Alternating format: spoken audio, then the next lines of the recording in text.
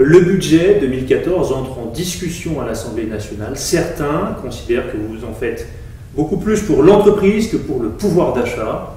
Que leur répondez-vous? Mais le premier élément du pouvoir d'achat, c'est l'emploi. Moi, je ne peux pas me satisfaire aujourd'hui de l'augmentation continue du nombre de chômeurs.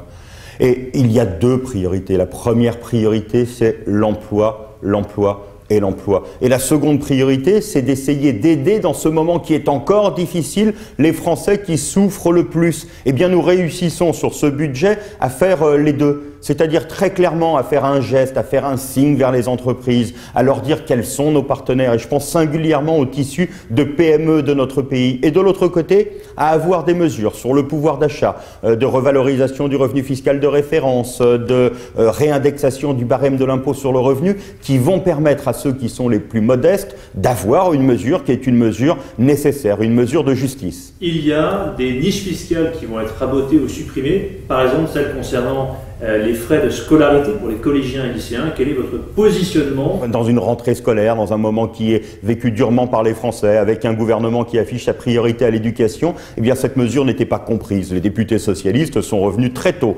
dans le débat, voir le Premier ministre pour lui dire on ne pourra pas. Il faut sanctuariser cette mesure selon vous? En tout cas, pour l'instant, il faut la maintenir. Elle ne peut pas aujourd'hui être touchée. C'est le sens du travail que nous avons fait pour bouger en entrée de débat ce projet de loi de finances pour 2014. Il ne peut pas être question aujourd'hui de revenir, même partiellement, sur cette mesure d'abattement pour les enfants scolarisés. Comment est-ce que vous qualifieriez ce budget 2014?